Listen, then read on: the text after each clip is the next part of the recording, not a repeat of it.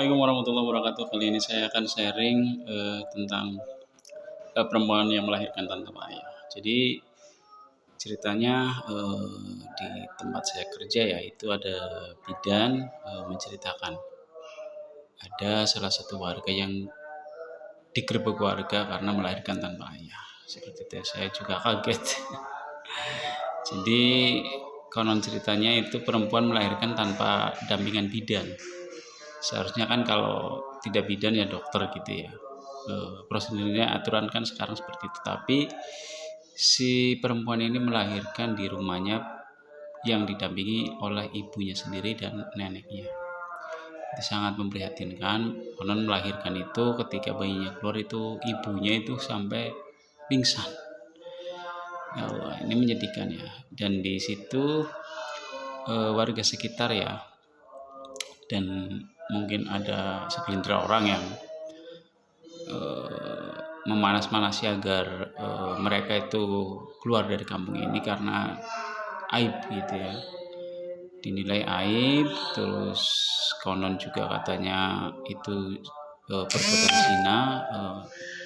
Jadi 40 rumah sekitarnya itu dampak dosa atau azab gitu ya, laknat. Jadi diberi akhirnya cuma 3 hari katanya seperti itu ya. Akhirnya saya beserta teman saya ya sebagai pelayan masyarakat mendatangi lokasi, ngobrol. Terus ya kejadian seperti itu, memang melahirkan tanpa ayah ya.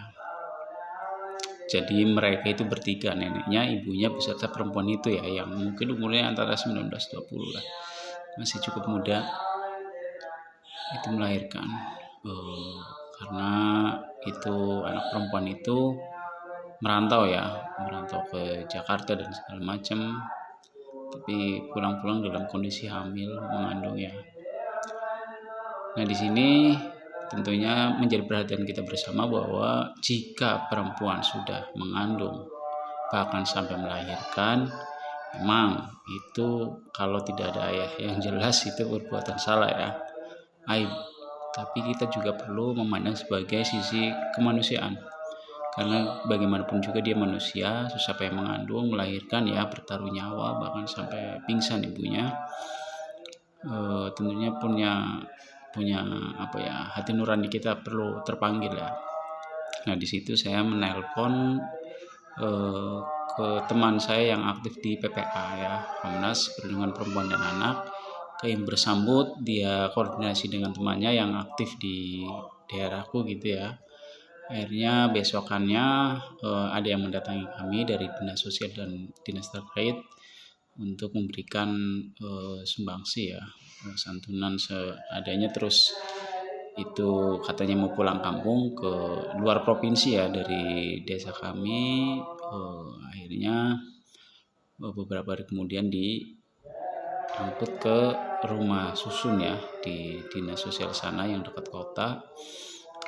Juga nanti ada santunan untuk ongkos pulang ke sana dengan pengajuan bantuan untuk kehidupan sehari-hari, karena kehidupannya juga lumayan minus ya. Di kampung kita itu dia numpang di salah satu tempat rumah kosong gitu ya, seperti itu. Ini jadi perhatian bersama ya, agar kita punya hati nurani. Jadi sisi kemanusiaan kita perlu terketuk, terpanggil agar mereka mendapat perlindungan, mendapatkan santunan yang layak ya. Bagaimanapun buruknya itu ya. Terus bagi orang tua ini menjadi perhatian khusus ya, karena zaman semakin berkembang canggih, ada ponsel, HP, komunikasi sudah lintas batas ya. Jadi mungkin anak-anak kita, anak perempuan itu bisa di rumah, banyak di rumah, tapi bisa telepon, bisa video call, dan akhirnya bisa ketemu dan segala macam. Jadi perlunya komunikasi yang intens terhadap anak. Kita tidak mungkin melarangnya, membatasi total kaku ya secara ketat.